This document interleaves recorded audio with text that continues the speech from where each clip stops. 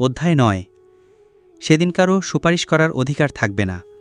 মহান আল্লাহ বলেন, সেদিন অর্থাৎ হাসরের দিন আসার পূর্বে, যেদিন না লেনদেন হবে, না বন্ধুত্ব উপকারে আসবে, আর না চলবে কোনো সুপারিশ।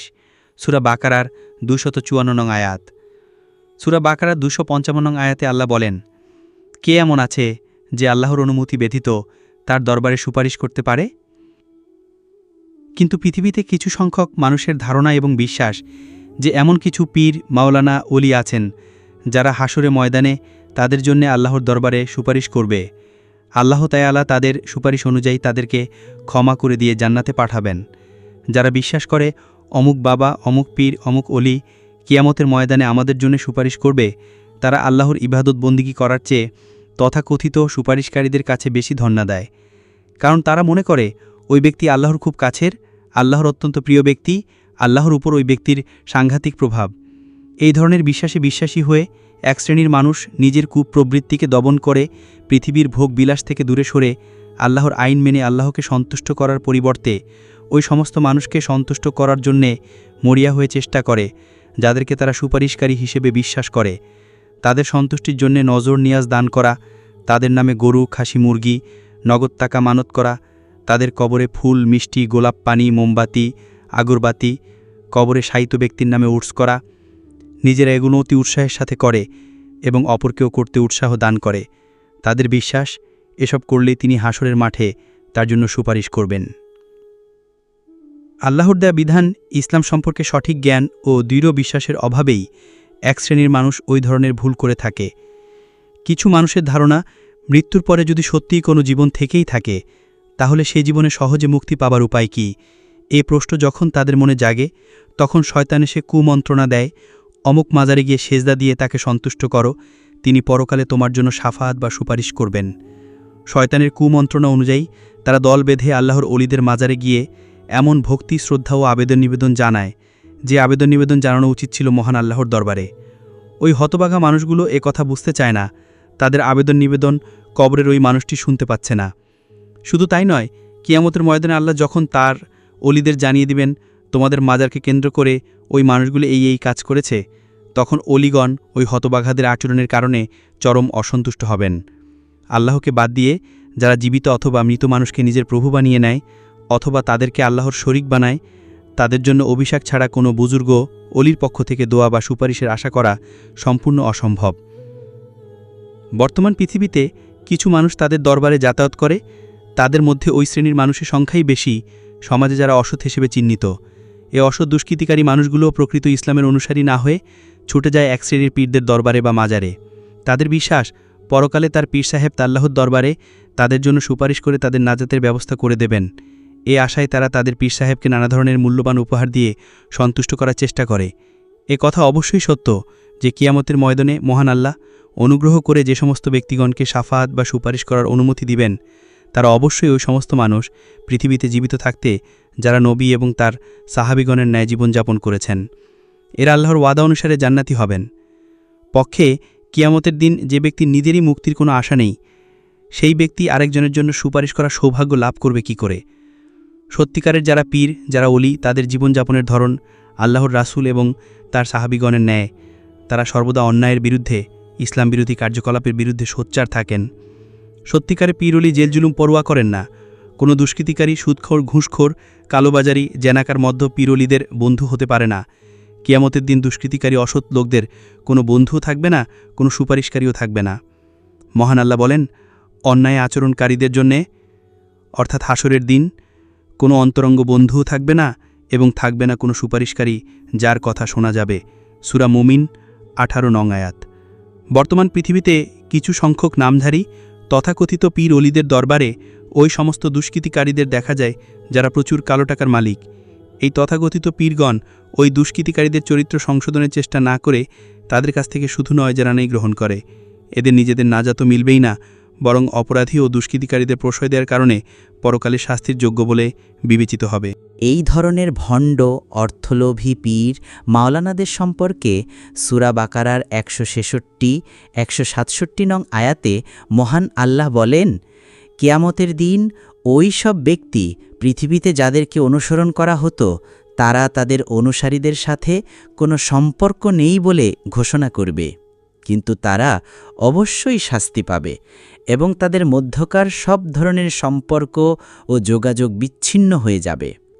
পৃথিবীতে যারা এসব ব্যক্তিদের অনুসরণ করেছিল তারা বলবে, হায় রে, যদি পৃথিবীতে আমাদেরকে একটিবার সুযোগ দেয়া হতো তাহলে আজ যেভাবে এরা আমাদের প্রতি তাদের অসন্তোষ ও বিরক্তি প্রকাশ করছে, আমরাও তাদের প্রতি আমাদের বিরক্তি দেখিয়ে দিতাম। আল্লাহ তাআলা পৃথিবীতে তাদের কৃত কর্মকাণ্ড এভাবেই উপস্থিত করবেন যে তারা দুঃখ ও অনুশোচনায় কাতর হয়ে পড়বে, কিন্তু জাহান্নামের আগুন থেকে তারা বের হবার পথ পাবে না।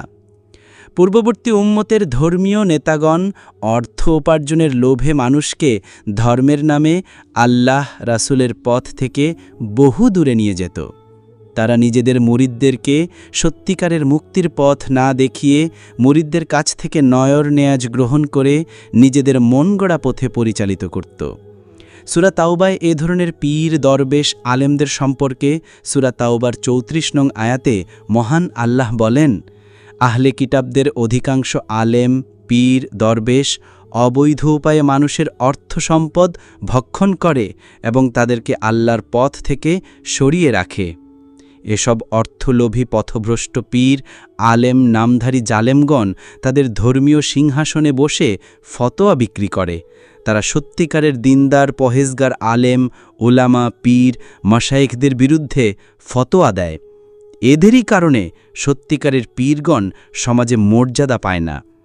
কিয়ামতের ময়দানে সুপারিশ বা শাফায়েত সম্পর্কে ভ্রান্ত ধারণা দূর করে কোরআন ও হাদিস প্রকৃত ঘটনা মানুষের সামনে পেশ করেছে। সেদিন সবচেয়ে বড় সুপারিশকারী হবেন সর্বকালের সর্বশ্রেষ্ঠ মহামানব, মানুষের মুক্তির দিশারি, নবী সম্রাট, আল্লাহর নিকট সবচেয়ে প্রিয় ব্যক্তি জনাবে মুহাম্মদুর রাসূলুল্লাহ সাল্লাল্লাহু আলাইহি ওয়াসাল্লাম। পক্ষান্তরে সাধারণ মানুষের মধ্য থেকেও কিছু নেক মানুষ অন্যের জন্য সুপারিশ করার অনুমতি লাভ করবে। এই সুপারিশ হবে সম্পূর্ণ ভিন্ন ধরনের। যারা সুপারিশ করার অনুমতি লাভ করবে তারা হলো ওই সমস্ত ব্যক্তি যারা পৃথিবীতে আল্লাহ ও তার রাসূলের সন্তুষ্টির জন্যে চরম কষ্ট, দুঃখ, যন্ত্রণা সহ্য করেও ইসলামের আদেশ নিষেধ পালনে সদা সর্বদা তৎপর ছিলেন। তারা আল্লাহর নিকট কোনো অন্যায় আবদার করবেন না, কোনো দুষ্কৃতিকারীর জন্য তারা সুপারিশ করবেন না। সুপারিশ তাদের জন্যেই করবেন পৃথিবীতে যারা ইসলামের আদেশ নিষেধ পালন করে চলেছে বটে, কিন্তু সামান্য ভুল ভ্রান্তিও করেছেন। তবুও শাফায়েতের পুরো ব্যাপারটা মহান আল্লাহর মর্জি মোতাবেক হবে। শাফায়েতের সমগ্র ব্যাপারটি আল্লাহর নিয়ন্ত্রণে থাকবে। পবিত্র কোরআনে সূরা জুমারের ৪৪ নং আয়াতে আল্লাহ রাব্বুল আলামিন বলেন, হে রাসূল, বলে দিন শাফায়েতের সমগ্র ব্যাপারটি আল্লাহর নিয়ন্ত্রণে। আল্লাহর অনুমতি ছাড়া কেউ কারো জন্য শাফায়েত করতে পারবে না। আল্লাহ তাআলা বলেন, তার অনুমতি ব্যতীত কে তার নিকট শাফায়েত করবে? সূরা বাকারার ২৫৫ আয়াত। যেই ব্যক্তির প্রতি সন্তুষ্ট হয়ে আল্লাহ অন্য কাউকে শাফায়েত করার অনুমতি প্রদান করবেন, সে ছাড়া অন্য কোনো ব্যক্তি নিজ ইচ্ছামতো শাফায়েত করা দূরে থাক, আল্লাহর সামনে মুখ খুলতেই পারবে না। মহান আল্লাহ বলেন, যাদের উপর আল্লাহ খুশি হয়েছেন তারা ব্যতীত আর কারো জন্য শাফায়েত করা যাবে না। সূরা আম্বিয়ার ২৮ নং আয়াত। সুপারিশকারী যার সুপারিশ করবে তা হবে সকল বিচারে সত্য ও ন্যায়সঙ্গত। সূরা আন-নাবা এর ৩৮ নং আয়াতে বলা হয়েছে, করুণাময় আল্লাহ রব্বুল আলামিন যাদেরকে অনুমতি দিবেন তারা ব্যতীত আর কেউ কোনো কথা বলতে পারবে না, এবং তারা যা কিছু বলবে তা ঠিক ঠিক বলবে। যারা সুপারিশ করার অনুমতি লাভ করবে তারা নির্দিষ্ট শর্ত অর্থাৎ সত্য ও ন্যায়ের ভিত্তিতে একটা সীমারেখার ভেতরে সুপারিশ করবে। আর এই সুপারিশের ধরন সাধারণ কোনো সুপারিশের মতো হবে না। আল্লাহর নিকট সুপারিশের ধরনও হবে এবাদত ও বন্দিগির ন্যায়। মানুষ আল্লাহর কাছে যে পদ্ধতিতে নিজের পাপের ক্ষমা চায়, অর্থাৎ কান্নাকাটি, অনুনয় বিনয় এবং অত্যন্ত দীনহীন ভঙ্গিতে, তেমনি ভঙ্গিতে শাফায়েতকারী শাফায়েত করবে। তবে এই ধরন আল্লাহর রাসূলের জন্য প্রযোজ্য নয়, কারণ তার মর্যাদা আল্লাহর নিকট সবচেয়ে বেশি। তিনি কি ভঙ্গিতে আল্লাহর দরবারে উম্মতের জন্য শাফায়াত করবেন, সেটা আল্লাহ ও তার প্রিয় বন্ধু বিশ্বনবী সাল্লাল্লাহু আলাইহি ওয়াসাল্লামের মধ্যকার ব্যাপার। যিনি সুপারিশ করবেন তার মনে কখনো এ ধারণা জন্মাবে না যে তার সুপারিশের কারণে আল্লাহ তার নিজের সিদ্ধান্ত পরিবর্তন করলেন। পরম মেহেরবান আল্লাহর অনুগ্রহসূচক অনুমতি পাবার পরে সুপারিশকারী অত্যন্ত দীনতা, হীনতা ও বিনয় সহকারে অনুনয় করে বলবে, হে দুনিয়া ও আখিরাতের মহান মালিক আল্লাহ, তুমি তোমার অমুক বান্দাহ গুনাহ ও ভুল ত্রুটি বিচ্যুতি ক্ষমা করে দাও, তাকে তোমার অনুগ্রহ ও রহমত দান করে ধন্য করো। সুতরাং সুপারিশ করার অনুমতি দানকারী যেমন আল্লাহ, তেমনি তা কবুলকারীও আল্লাহ। মহান আল্লাহ বলেন, তিনি ব্যতীত তাদের জন্যে না আর কেউ অলি বা অভিভাবক আছে, আর না কেউ শাফায়াতকারী। সূরা আনআম 51। শাফায়াতকারী তারাই হবেন যারা আল্লাহর অতি প্রিয়, আর যাদের জন্য শাফায়াত করা হবে তাদের পাপের অবস্থা এই যে পাপ ও নেকির ক্ষেত্রে তাদের পাপ সামান্য বেশি, অর্থাৎ ক্ষমা পেয়েও যেন ক্ষমা না পাওয়ার অবস্থা, ক্ষমার যোগ্যতা লাভে সামান্য অভাব। এই অভাবটুকু পূরণের জন্যেই মহান মালিক আল্লাহর রাব্বুল আলামিন অনুগ্রহ করে তাদের জন্যে শাফায়াত করার অনুমতি দান করবেন। সুতরাং এ কথা অত্যন্ত পরিষ্কার যে কারো ইচ্ছে অনুযায়ী কেউ কারো পক্ষে সুপারিশ করতে পারবে না। যাদের জন্য সুপারিশ করা হবে তাদের প্রতি আল্লাহ সন্তুষ্ট হয়ে ক্ষমা করে দেওয়ার উদ্দেশ্যেই কাউকে সুপারিশ করার অনুমতি প্রদান করবেন। এখানে একটা প্রশ্ন জাগে, সুপারিশ করার অনুমতি দান করবেন আল্লাহ, আবার তা কবুলও করবেন তিনি, তাহলে সুপারিশকারী নিয়োগ করার যুক্তিটা কি? এর জবাব অত্যন্ত স্পষ্ট। কিয়ামতের ময়দানে, সেই মুসিবতের দিনে, যে মুসিবতের মহাবিভীষিকা দেখে সাধারণ মানুষের অবস্থা যে কি হবে তা কল্পনারও বাইরে। স্বয়ং কোনো নবীগণও ভয়ে কাঁপতে থাকবেন এবং আল্লাহর সামনে কোনো কথা বলার সাহস পাবেন না। সেই অবস্থায় আল্লাহ তার কিছু প্রিয় বান্দাহদেরকে শাফায়াত করার অনুমতি প্রদান করে তাদের মর্যাদা আরও বৃদ্ধি করবেন। এই মর্যাদার ক্ষেত্রে সর্বোচ্চ স্থান পাবার অধিকারী হবেন বিশ্বনবী সাল্লাল্লাহু আলাইহি ওয়াসাল্লাম। তবে এ কথাও সত্য, মানুষ আল্লাহর বিধান মেনে চললেই যে সে কিয়ামতের ময়দানে জান্নাত পাবে এ ধারণা করা উচিত নয়। বরং মনের আকাঙ্ক্ষা এটাই হওয়া উচিত, জান্নাতের লোভ নেই, আহান্নামেরও ভয় নেই, চাই শুধু আল্লাহর সন্তুষ্টি। সুতরাং আল্লাহর রহমত ছাড়া মুক্তি পাওয়া যাবে না। সূরা নাবা এর ৩৮ নং আয়াতে আল্লাহ তাআলা বলেন, সেদিন সকল আত্মা ও ফেরেশতাগণ কাতারবন্দী হয়ে দাঁড়াবে, কেউ কোনো কথা বলবে না সে ব্যতীত যাকে পরম করুণাময় অনুমতি দিবেন, এবং যথাযথ ও সঠিক কথা সে বলবে। বিচার দিবস হিসাব গ্রহণ ও প্রতিফল লাভের দিন। কিভাবে সেই বিচার দিবস সংঘটিত হবে এবং তোমরা তখন কি বলবে শোনো। শুধুমাত্র একটি বিকট ধমক দেয়া হবে এবং সহসাই এরা নিজের চোখে পরকালের ঘটনাবলী দেখতে থাকবে। সে সময় এরা বলবে, হায় আমাদের দুর্ভাগ, এ তো প্রতিফল দিবস, এটা সে ফায়সালার দিন যাকে তোমরা মিথ্যা বলতে। আস-সাফআত 19-21। পৃথিবীতে মানুষ যেভাবে ঘুমিয়ে থাকে, মৃত মানুষগুলো সেই অবস্থাতেই থাকবে। মহান আল্লাহর আদেশে এমন ধরনের ভয়াবহ শব্দ করা হবে যে সমস্ত মানুষগুলো একযোগে উত্থিত হবে। সমস্ত ঘটনাবলী তারা নিজের চোখে যখন দেখবে তখন আর সন্দেহ থাকবে না যে এটাই সেই দিন যেদিনের কথা নবী রাসূল আলেম ওলামা পৃথিবীতে বলেছে। তখন তারা পরস্পরে বলবে অথবা নিজেদেরকেই শোনাবে, এই দিনটি সম্পর্কে তোমরা মিথ্যা ধারণা পোষণ করতে। কত বড় হতভাগা তোমরা! যে পুঁজি থাকলে আজকের এই দিনে মুক্তি লাভ করা যেত, সে পুঁজি তো আমাদের নেই। উল্লেখিত আয়াতেও ইয়াউমুদ্দিন শব্দ ব্যবহার করে প্রতিদান দিবসকেই বোঝানো হয়েছে। সূরা সদে ৭৮ নং আয়াতে আল্লাহ তাআলা বলেছিলেন, প্রতিদান দিবস পর্যন্ত তোমার প্রতি আমার অভিশাপ। এ আয়াতেও ইয়াউমুদ্দিন শব্দ ব্যবহার করে প্রতিদান দিবসকেই বোঝানো হয়েছে। সূরাহ ইনফিতারে 3টি আয়াতে ওই একই শব্দ ব্যবহার করে বিচার দিবস তথা প্রতিফল দিবসকে বোঝানো হয়েছে। বিচার দিবসে বিদ্রোহীরা জাহান্নামে প্রবেশ করবে এবং সেখান থেকে তারা মুহূর্তকালের জন্যও বের হতে পারবেন না। ওই দিনটির গুরুত্ব বোঝানোর জন্য আল্লাহ তাআলা প্রশ্নাকারে বলেছেন, বিচারের দিন তারা তাতে জাহান্নামে প্রবেশ করবে এবং জাহান্নাম থেকে কখনো অনুপস্থিত থাকতে পারবেন না। আর তুমি কি জানো সেই বিচারের দিনটি কি? আবার প্রশ্ন করি, তুমি কি জানো সেই বিচারের দিনটি কি? সেটা ওই দিন যখন কারো জন্য কিছু করার সাধ্য কারো থাকবে না। সেদিন সিদ্ধান্ত গ্রহণের চূড়ান্ত ক্ষমতা একমাত্র আল্লাহরই ইখতিয়ারে থাকবে। সবাই সেদিন কৃতকর্মের বিনিময় লাভ করবে। পৃথিবীতে মানুষের অবস্থা হল, এদের মধ্যে অনেকেই গুরুতর অপরাধ সংঘটিত করে।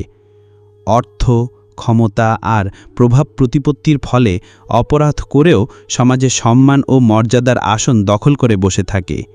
বিচার পর্বের কাজে নানাভাবে প্রভাব বিস্তার করে নিজেকে নির্দোষ প্রমাণ করে। ক্ষমতাসম্পন্ন ব্যক্তিদের দিয়ে সুপারিশ করিয়ে জেল জরিমানা থেকে মুক্তি পায়। কিন্তু বিচার দিবসে কেউ কারো পক্ষে সুপারিশ করার চিন্তাও করতে পারবে না। পরিস্থিতি এমনই ভয়াবহ আকার ধারণ করবে যে প্রতিটি মানুষ নিজের চিন্তায় উন্মাদের মতোই হয়ে পড়বে। ঘটনার আকস্মিকতা আর আসন্ন বিপদের গুরুত্ব অনুধাবন করে মানুষ মাতালের মতোই হয়ে পড়বে। পৃথিবীতে যে একান্ত আপনজন ছিল, যাকে এক মুহূর্ত না দেখে থাকা যায়নি, তার দিকে তাকানোর প্রয়োজনে সে অনুভব করবে না। নিজে পৃথিবীতে যা করেছিল তার কী ধরনের প্রতিফল সে লাভ করতে যাচ্ছে, এ চিন্তাতেই সে বিভোর হয়ে থাকবে আর মনে মনে বলতে থাকবে, আজকের এই দিনটি যদি কখনো না হতো তাহলে কতই না ভালো হতো। মহান আল্লাহ বলেন, সেদিন নিশ্চয়ই আসবে যেদিন প্রত্যেক ব্যক্তি নিজের কৃতকর্মের বিনিময় লাভ করবে। সে ভালো কাজে করুক আর মন্দ কাজে করুক, সেদিন প্রত্যেকেই এই কামনা করবে যে এই দিনটি যদি তার কাছ থেকে বহু দূরে অবস্থান করত তাহলে কতই না ভালো হতো। সূরা আল ইমরান 30। অবিশ্বাসীরা বিচার দিবস সম্পর্কে ব্যঙ্গ বিদ্রুপ করে। এরা বলে বিচার দিবস হবে কি হবে না তার কোনো নিশ্চয়তা নেই। সুতরাং সন্দেহপূর্ণ একটি বিষয়কে কেন্দ্র করে নিজেকে বঞ্চিত করো না। সামনে যেভাবে যা আসছে, যা পাচ্ছ তা ভোগ করে নাও। বিচার দিবসে এদেরকে যখন উঠানো হবে এবং যে পরিস্থিতি সৃষ্টি হবে সে সম্পর্কে এরা কোনোদিন কল্পনাও করেনি। অকল্পিত বিষয় যখন বাস্তবে দেখতে পাবে তখন এরা নিজেদের নিকৃষ্ট পরিণতি সম্পর্কে চিন্তা করে তা থেকে মুক্তিলাভের আশে কি করবে এ সম্পর্কে সূরা জামারে মহান আল্লাহ বলছেন, এসব জালিমদের কাছে যদি পৃথিবীর সমস্ত সম্পদ রাজি এবং তাছাড়াও আরও অতটা সম্পদ থাকে, তাহলে কিয়ামতের ভীষণ আযাব থেকে বাঁচার জন্য তারা মুক্তিপণ হিসেবে সমস্ত সম্পদ দিয়ে দিতে প্রস্তুত হয়ে যাবে। সেখানে আল্লাহর পক্ষ থেকে এমন কিছু তাদের সামনে আসবে যা তারা কোনোদিন অনুমানও করেনি। সেখানে তাদের সামনে নিজেদের কৃতকর্মের সমস্ত মন্দ ফলাফল প্রকাশ হয়ে পড়বে, আর যেই জিনিস সম্পর্কে তারা ব্যঙ্গ বিদ্রুপ করত তাই তাদের উপরে চেপে বসবে। বিচার দিবসের অপরিহার্যতা সম্পর্কে আল্লাহর কুরআন অসংখ্য যুক্তি উপস্থাপন করেছে। এমন একটি সময় অবশ্যই আসা উচিত যখন জালিমদেরকে তাদের জুলুমের এবং সৎকর্মশীলদেরকে তাদের সৎ কাজের প্রতিদান দেয়া হবে। যে সৎ কাজ করবে সে পুরস্কার লাভ করবে এবং যে অসৎ কাজ করবে সে শাস্তি লাভ করবে। সাধারণ বিবেকবুদ্ধি এটা চায় এবং এটা ইনসাফেরও দাবি। এখন যদি মানুষ দেখে বর্তমান জীবনে প্রত্যেকটি অসৎ লোক তার অসৎ কাজের পরিপূর্ণ সাজা পাচ্ছে না এবং প্রত্যেকটি সৎ লোক তার সৎ কাজের যথার্থ পুরস্কার পাচ্ছে না, বরং অনেক সময় অসৎ কাজ ও সৎ কাজের উল্টো ফলাফল পাওয়া যায়, তাহলে মানুষকে স্বীকার করে নিতে হবে যে যুক্তি, বিবেক, বুদ্ধি ও ইনসাফের এই অপরিহার্য দাবি একদিন অবশ্যই পূর্ণ হতে হবে। সেই দিনটির নামই হচ্ছে বিচার দিবস বা আখিরাত। বরং আখিরাত সংঘটিত না হওয়াই বিবেক ও ইনসাফের বিরোধী। আল্লাহ রাব্বুল আলামিন বলেন, আর এই কিয়ামত এজন্যই আসবে যে যারা ঈমান এনেছে ও সৎ কাজ করতে থেকেছে তাদেরকে আল্লাহ পুরস্কৃত করবেন। তাদের জন্য রয়েছে মাগফিরাত ও সম্মানজনক রিস্ক। আর যারা আমার আয়াতকে ব্যর্থ করার জন্য প্রচেষ্টা চালিয়েছে তাদের জন্য রয়েছে ভয়াবহ যন্ত্রণাদায়ক শাস্তি। সূরা সাবা 4-5। বিচার দিবসে মানুষকে এককভাবে জবাবদিহি করতে হবে। বিচার দিবসে প্রত্যেক ব্যক্তিকে আল্লাহর আদালতে জবাবদিহি করতে হবে। পৃথিবীতে মানুষের কত আপনজন থাকে, শুভাকাঙ্ক্ষী থাকে, অসংখ্য পরিচিতজন এবং বন্ধু থাকে। একজন বিপদাপন্ন হলে আরেকজন তাকে সাহায্য করতে দৌড়ে আসে। আদালতে তার বিরুদ্ধে মামলা হলে জামিন নিতে গেলে বা হাজিরা দিতে গেলে তার সাথে কেউ না কেউ যায়। কিন্তু আল্লাহর আদালতে সে কাউকে সঙ্গী হিসেবে পাবে না। প্রত্যেক ব্যক্তিকে একাকী জবাবদিহি করতে হবে। তার কৃতকর্মের সাফায় আরেকজন গাইবে, এমনটি সেখানে হবে না। আল্লাহ বলেন, নাও এখন তোমরা ঠিক তেমনিভাবে একাকী আমার সামনে উপস্থিত হয়েছ, যেমন আমি তোমাদেরকে প্রথমবার একাকী সৃষ্টি করেছিলাম। তোমাদেরকে আমি পৃথিবীতে যা কিছু দান করেছিলাম তা সবই তোমরা পিছনে রেখে এসেছ। এখন আমি তোমাদের সাথে সেসব পরামর্শদাতাগণকেও তো দেখি না, যাদের সম্পর্কে তোমরা ধারণা করেছিলে যে তোমাদের কার্যোদ্ধারের ব্যাপারে তাদেরও অংশ রয়েছে। তোমাদের পারস্পরিক সমস্ত সম্পর্ক ছিন্ন হয়ে গিয়েছে এবং তোমরা যা কিছু ধারণা করতে তা সবই আজ তোমাদের কাছ থেকে হারিয়ে গিয়েছে। সূরা আনাম ৪৪। পৃথিবীতে মানুষ অসংখ্য সঙ্গী সাথী জুটিয়ে নেয়। বৈধ অবৈধ পথে সে সম্পদের পাহাড় রচিত করে, তবুও সম্পদ আহরণের নেশা যায় না। এসব ত্যাগ করে যেতে হবে, সেদিন এসব কোনোই কাজে আসবে না। যারা সৎ কাজ করেছে, অর্থাৎ আল্লাহের বিধান অনুসারে পৃথিবীতে জীবন পরিচালনা করেছে, জীবনের প্রতিটি ক্ষেত্রে একমাত্র আল্লাহকেই রব হিসেবে অনুসরণ করেছে, কেবলমাত্র তাদেরই সঙ্গী হবে তাদের কৃত সৎ কাজসমূহ। কোনো বিপদ দেখা দিলে বা কোনো কামনা বাসনা পূরণের আশায় মানুষ পীর, দরবেশ, মাজার ফকিরের কাছে ধন্না দিয়ে মনে করত এরা তাকে বিপদ থেকে উদ্ধার করতে পারে, তার মনের কামনা পূরণ করতে পারে, তাকে ধনবান বানিয়ে দিতে সক্ষম, বিচার দিবসে সুপারিশ করতে সক্ষম। সেদিন তারা কেউ কোনো সাহায্য করতে পারবে না। আল্লাহর বিধান থেকে দূরে সরিয়ে নেয়ার লক্ষ্যে যেসব নেতানেত্রীরা মানুষকে ভাঙের অধিকার, ভোটের অধিকার, অর্থনৈতিক মুক্তির অধিকারের লোভ দেখিয়ে পরামর্শ দিত যে তাদেরকে সহযোগিতা করা হোক, যারা এসব প্রতারণামূলক কথাবার্তায় আকৃষ্ট হয়ে ওইসব নেতানেত্রীদের পেছনে ছুটেছে, তাদেরকে যখন আল্লাহর আদালতে উপস্থিত করা হবে, তখন আল্লাহ প্রশ্ন করবেন, তোমাদেরকে যারা পরামর্শ দিত তাদেরকে তো আজ দেখা যাচ্ছে না, তারা সবাই আজ সম্পর্ক ছিন্ন করেছে। মানুষ হিসেবে প্রত্যেক ব্যক্তির একটি স্বতন্ত্র নৈতিক দায়িত্ব রয়েছে। নিজের ব্যক্তিগত পর্যায়ে আল্লাহর সামনে এজন্য তাকে জবাবদিহি করতে হবে। এই ব্যক্তিগত দায়িত্বের ক্ষেত্রে দ্বিতীয় কোনো ব্যক্তির তার সাথে অংশীদার নেই। পৃথিবীতে যতই অধিক সংখ্যক ব্যক্তিবর্গ, বিপুল সংখ্যক জাতি, দল, গোষ্ঠী বা বিপুল সংখ্যক সংগঠন একটি কাজে বা একটি কর্মপদ্ধতিতে অংশগ্রহণ করুক না কেন, বিচার দিবসে আল্লাহর আদালতে তাদের সমন্বিত কার্যক্রম বিশ্লেষণ করে প্রত্যেক ব্যক্তির ব্যক্তিগত দায়িত্ব পৃথকভাবে চিহ্নিত করা হবে এবং তার যা কিছু শাস্তি বা পুরস্কার সে লাভ করবে তা হবে তার সেই কর্মের প্রতিদান, যা করার জন্য সে নিজে ব্যক্তিগত পর্যায়ে দায়ী বলে প্রমাণিত হবে। এই ইনসাফের মানদণ্ডে অপরের গর্হিত কর্মের বোঝা একজনের উপর এবং তার গুনাহের বোঝা অন্যের উপর চাপিয়ে দেওয়ার কোনোই সম্ভাবনা থাকবে না। সুতরাং মানুষের জন্য জ্ঞান, বিবেক ও বুদ্ধির পরিচয় হলো এটাই যে আরেকজন কি করছে সেদিকে দৃষ্টি না দিয়ে নিজের কর্ম কতটুকু গ্রহণযোগ্য তার দিকে দৃষ্টি দেয়া। যদি তার মধ্যে নিজের ব্যক্তিগত দায়িত্বের সঠিক অনুভূতি থাকে, তাহলে অন্যেরা যাই করুক না কেন সেই নিজের সাফল্যের সাথে আল্লাহর সামনে যে কর্মধারার জবাবদিহি করতে পারবে তার উপরেই অটলভাবে দণ্ডায়মান থাকা। মহান আল্লাহ বলেন, যে ব্যক্তি সৎপথ অবলম্বন করে তার সৎপথ অবলম্বন তার নিজের জন্যে কল্যাণকর হয়, আর যে ব্যক্তি পথভ্রষ্ট হয় তার পথভ্রষ্টতার ধ্বংসকারিতা তার উপরেই বর্তায়। অন্য কোনো বোঝা বহনকারী অন্যের বোঝা বহন করবে না। সূরা বনী ইসরাঈল ১৫। ময়দানে ইসলামী আন্দোলনের দাওয়াত গ্রহণের ক্ষেত্রে দেখা যায় এমন কিছু সংখ্যক লোক রয়েছে যারা মনে করে আমরা ইসলামী আন্দোলনের দাওয়াত কবুল করে ইসলামের দোল ভারী করলাম, কারণ সমাজে আমাদের প্রভাব প্রতিপত্তি রয়েছে, লোকজন আমাদেরকে গুরুত্ব দেয়, সম্মান করে, মর্যাদা দেয়। এদের মনোভাব এ ধরনের যে তারা ইসলামী আন্দোলনে সামিল হয়ে যেন ইসলামের প্রতি করুণা করেছে। এরা আন্দোলনে সামিল না হলে ইসলাম কোনোদিনই প্রতিষ্ঠা লাভ করবে না। এই ধরনের চিন্তা চেতনা নিয়ে যারা ইসলামী আন্দোলনে সামিল হয় তাদের অনুধাবন করা উচিত, কেউ আল্লাহর রুবুবিয়ত কবুল করে ইসলামী আন্দোলনে সামিল হলে এতে তার নিজেরই কল্যাণ হবে, অন্য কেউ তার কল্যাণে অংশ নিতে পারবে না। সে সৎপথ লাভ করল, এর জন্য আল্লাহর দরবারে বারবার কৃতজ্ঞতা প্রকাশ করা উচিত, কেননা আদালতে আখিরাতে তার ব্যাপারে তাকে একই জবাবদিহি করতে হবে, অন্য কেউ তার অবস্থা পরিবর্তন করে দিতে পারবে না। আল্লাহ বলেন, সেদিন তোমাদের জন্য কোনো আশ্রয়স্থল থাকবে না এবং তোমাদের অবস্থাও পরিবর্তনের জন্য চেষ্টাকারীও কেউ থাকবে না। সূরা আশ-শুরা ৪৭। সেদিন কারো প্রতি পক্ষপাতিত্ব করা হবে না। আল্লাহ রব্বুল আলামিন পৃথিবীর প্রতিটি মানুষ যা করছে এবং বলছে তার সবকিছুই তিনি দেখছেন এবং শুনছেন। তিনি কোনো কিছুই ভুলে যাবেন না। হযরত আদম আলাইহিসসালাম থেকে শুরু করে পৃথিবী ধ্বংস হওয়া পর্যন্ত শেষ যে মানুষটি জন্ম নেবে, অর্থাৎ শুরু থেকে শেষ পর্যন্ত সমস্ত মানুষের বলা কথা ও কর্ম সম্পর্কে তিনি অবগত থাকবেন। তার জানার ভিত্তিতে তিনি সমস্ত মানুষের বিচার করতে সম্পূর্ণ সক্ষম, কিন্তু তিনি তা করবেন না মানুষ যেন নিজের কর্মের রেকর্ড ও চলমান ছবি দেখতে পায়। এজন্য আল্লাহ তাআলা যখনই কোনো মানুষকে পৃথিবীতে প্রেরণ করেন তখন তার সাথে দুজন ফেরেশতা নিয়োগ করেন। তারা সেই মানুষের কথা ও কর্মসমূহ রেকর্ড করেন। আল্লাহর প্রতি কোনো মানুষ এই অভিযোগ আরোপ না করে যে তিনি আমার প্রতি জুলুম করেছেন, কারণ মানুষ বড়ই অকৃতজ্ঞ। এরা নিজেদের অপকর্মের কারণে ক্ষতিগ্রস্ত হয় আর দোষ চাপিয়ে দেয় আল্লাহর ওপরে। বিপদ দেখলে আল্লাহকে ডাকতে থাকে আর বিপদ থেকে মুক্তি লাভ করেই তাকে ভুলে যায়। এজন্য মানুষ পৃথিবীর জীবনে যা কিছু করছে তার চলমান ছবি রাখা হচ্ছে, রেকর্ড রাখা হচ্ছে এবং কণ্ঠশব্দ ও রেকর্ড করা হচ্ছে। বিচার দিবসে চলমান ছবিতে যে যখন দেখতে পাবে কোথায় কোন অবস্থায় নির্জনে একাকী সে কী ঘটিয়েছিল, কবে কোন দিন কাকে কি কথা বলেছিল, তখন তার পক্ষে কোনো কিছুই অস্বীকার করা সম্ভব হবে না। সেদিন কি অবস্থার সৃষ্টি হবে মহান আল্লাহ সূরা কাহাফে তা শোনাচ্ছে।